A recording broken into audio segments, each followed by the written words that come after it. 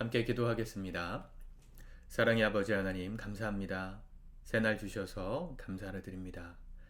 오늘도 우리가 호흡하고 살아가는 모든 순간이 당연한 것 아니고 주님 주신 은혜임을 기억하며 살아가기를 원합니다. 오늘도 우리에게 말씀으로 가르쳐 주시고 또 깨닫게 하시고 그 말씀 앞에 깊이 잠겨 우리의 삶이 변하고 우리의 생각이 주님께로 향하는 복 있는 하루를 살게 도와주시옵소서. 예수님의 이름으로 기도드립니다. 아멘. 우리 찬송가 574장 찬양하시겠습니다.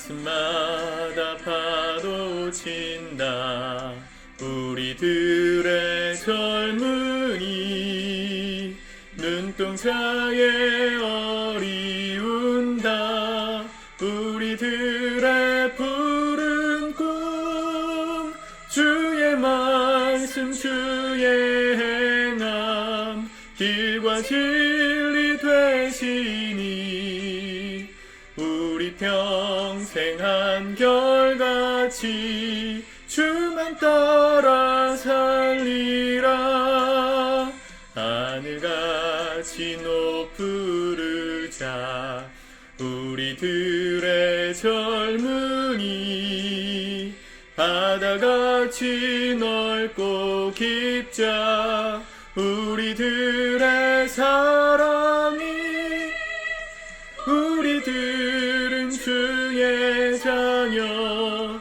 부름받은 항영제 몸과 마음 다 바쳐서 주 뜻대로 살리라 화산같이 타오르자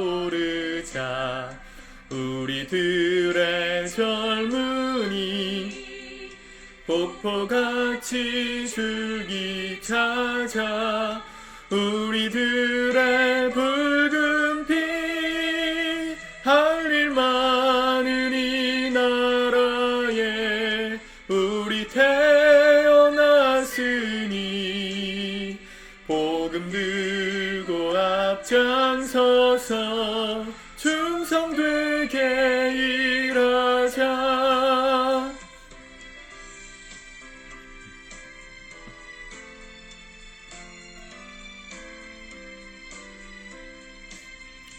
돼지같이 광활하자 우리들의 젊은이 산과 같이 우람하자 우리들의 기상이 십자가를 높이 들고 노래하며 나가자 하늘 뜻이 땅 위에 이루어질 때까지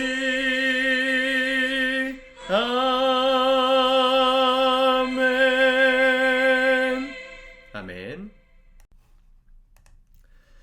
우리 오늘은 하나님 말씀 시편 30편 말씀을 같이 읽고 기도하도록 하겠습니다.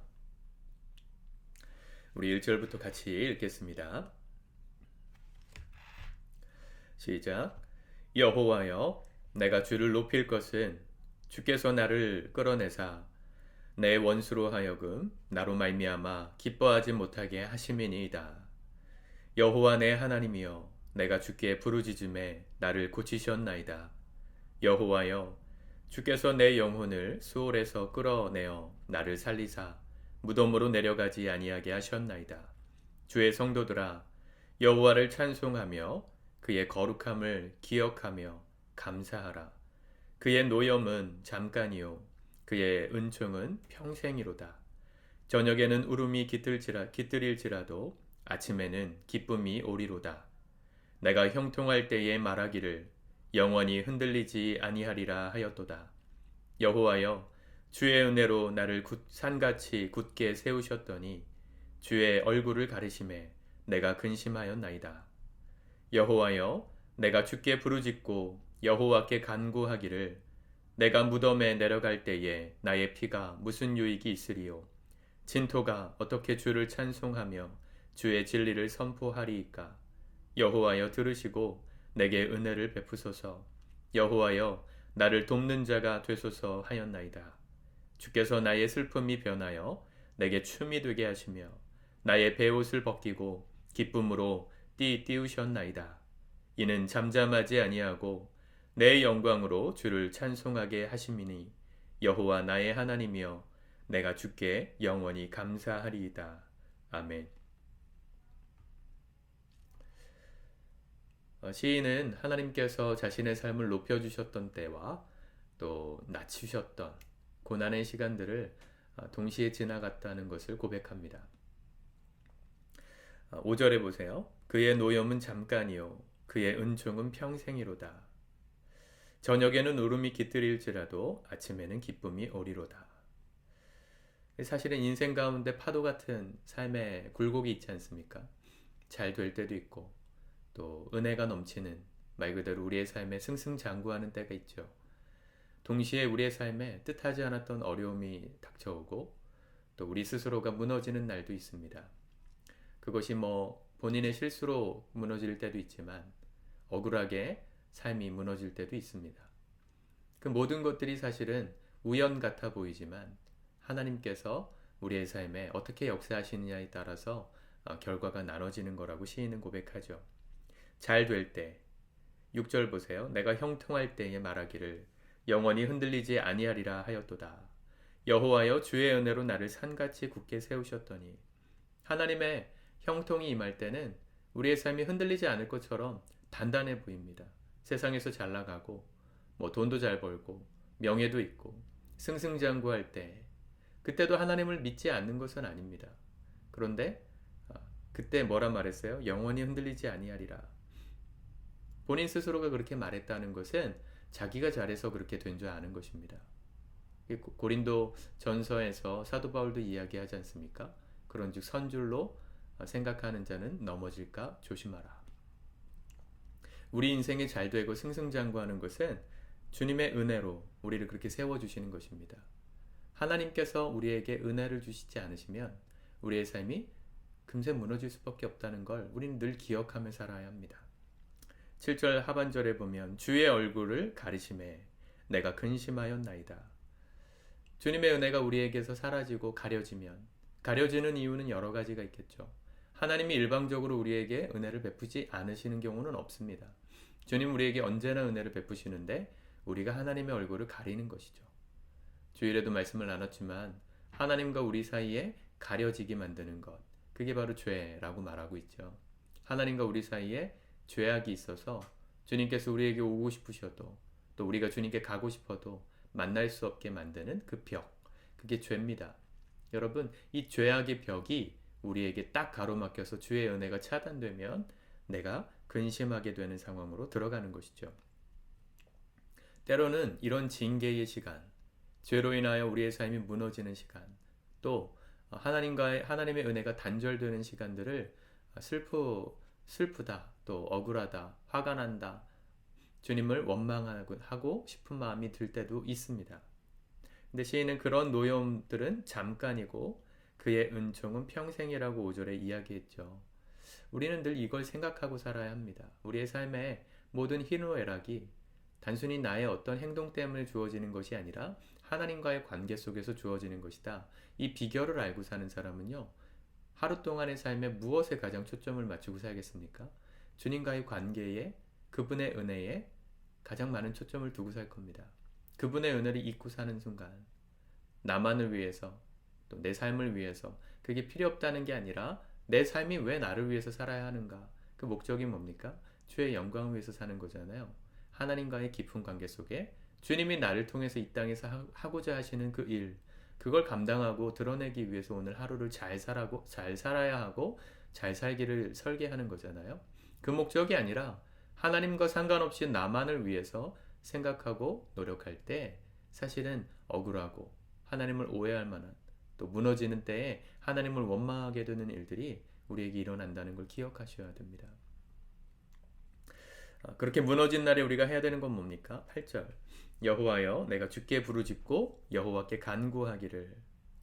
그때서야 비로소 우리가 뭘 깨달아요? 고난을 통해서 우리가 뭘 깨닫냐면 내가 아무것도 아니었구나를 깨닫는 겁니다.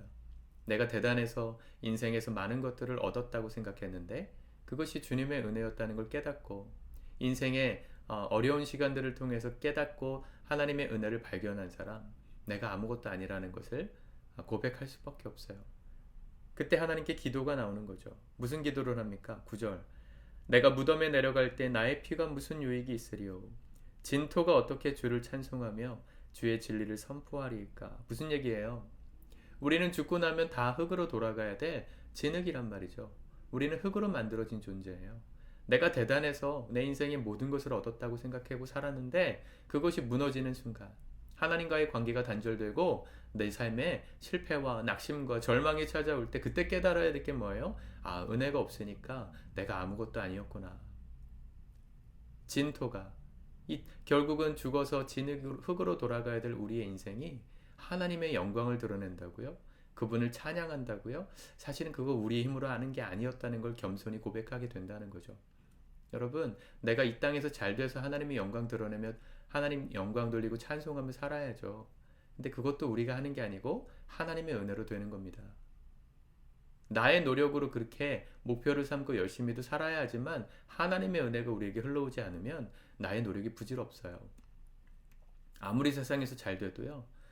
결국은 흙으로 돌아갈 우리가 어떻게 하나님을 찬양할 수 있습니까? 그렇게 찬양하고 주님의 이름을 증거할 수 있는, 주의 진리를 선포할 수 있는 이 모든 게 사실은 은혜였다는 걸 우리는 잊지 말아야 하는 겁니다. 여러분, 우리가 이 땅에서 예수님을 잘 믿고 그분을 예배하고 또 이렇게 날마다 이렇게 영상을 통해서라도 주님을 만나고자 노력하는 이유는 뭐예요? 그 하나님을 기억하기 위해서죠. 아, 나는 아무것도 아닙니다, 하나님. 주님이 내 삶의 전부이십니다. 그걸 고백하는 거죠.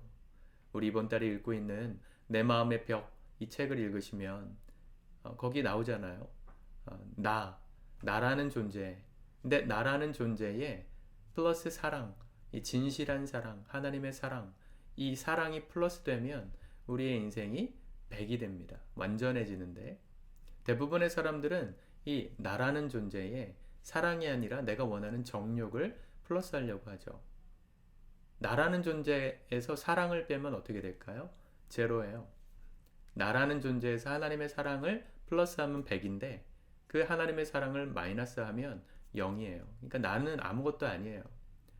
근데 이 하나님의 사랑을 제외하고 거기에 내가 원하는 정욕을 플러스 시키려고 하면 내 삶에 정욕을 플러스 시키면 어떻게 될까요? 여전히 제로예요. 세상의 것들이 우리에게 들어온다고 우리가 플러스 되지 않습니다. 책을 읽어보시면 그게 무슨 내용인지 아실 거예요. 하나님이 왜 우리 인생이 필요한지는 수학적으로도 증명할 수 있다는 겁니다.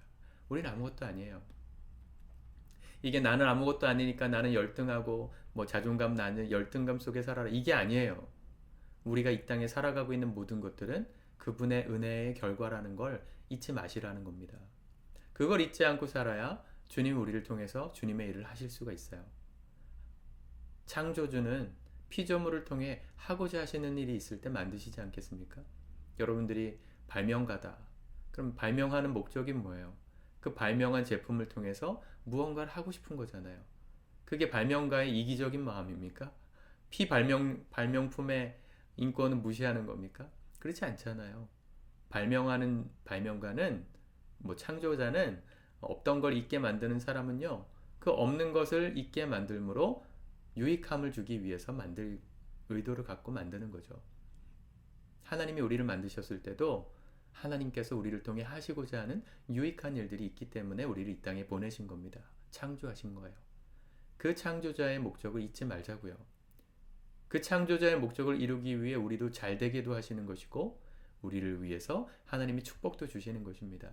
그 은혜를 잃어버리면 진흙에 불과한 우리가 무슨 하나님을 찬양할 자격이 있겠습니까? 그 은혜를 기억할 때만 감사가 고백되는 거예요. 그 고백으로 하나님께 나아갔던 시인의 삶에 10절 여호와여 들으시고 내게 은혜를 베푸소서. 잊어버렸던 은혜를 다시 달라고 고백합니다. 여호와여 나를 돕는 자가 되소서 하였나이다. 하나님 도와주십시오. 주님이 도와주셔야 된다는 걸 깨달은 사람의 겸손한 기도입니다. 오늘도 이 기도를 하나님께 드리세요. 매 순간 내 뜻대로 안 되고 내 마음대로 안 되고 내가 정력을 위해서 구할 필요는 없지만 하나님이 내 삶을 통해 하나님께서 하고자 하시는 일들이 가로막힐 때 하나님 은혜를 주셔서 도와주셔서 이 난관을 이기고 주의 뜻을 이루며 살게 도와주십시오. 그 기도는 반드시 응답될 것입니다. 나의 욕심을 이루어 주십시오. 이 기도는 응답 안 될 가능성이 커요. 나의 정력을 위해서 구하는 기도는 하나님의 영광과는 상관없는 거니까 주님이 굳이 응답하실 이유가 없습니다. 그러나 나를 통해 하나님이 이 땅에서 하고자 하시는 그 비전, 사명, 소명, 그것을 위해서 기도할 때 주님 반드시 응답하십니다. 은혜를 부어주십니다. 그랬더니 주님이 그 삶에 은혜를 주셔서 11절 주께서 나의 슬픔이 변하여 내게 춤이 되게 하시며 내 베옷을 벗기고 기쁨으로 띠띠우셨나이다. 하나님의 은혜를 다시 주시면 기쁨이 우리의 삶의 춤이 회복된다는 것입니다. 사랑하는 성도 여러분, 이 은혜의 원리, 하나님의 은혜를 가지고 기쁘게 살아가는 원리를 오늘도 살아가십시오. 이 원리를 붙들고 살아가는 삶에는 감사가 끊이지 않습니다. 그래서 마지막 시인도 고백하잖아요.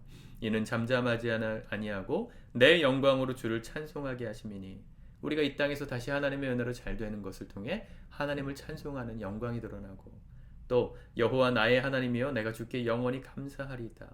감사를 끊임없이 영원히 하겠다는 시인의 고백이지 않습니까? 하나님의 이 은혜의 원리를 가지고 이 땅에서도 잘 되셔야 합니다. 그래야 우리를 통해 하나님이 하시고자 하시는 그 선한 일들을 하실 수가 있고 그 일을 통해 하나님의 영광이 드러나고 우리의 삶에 기쁨이 충만하고 찬양이 가득하고 그것으로 인하여 주님께 늘 감사하며 살아가는 이 영적인 선순환이 일어나게 되는 것입니다. 사랑하는 성도 여러분, 시편 기자의 이 고백을 여러분들의 고백으로 자꾸 읽으십시오. 여기 내가 라는 말에 여러분들의 이름을 넣어서 고백하세요.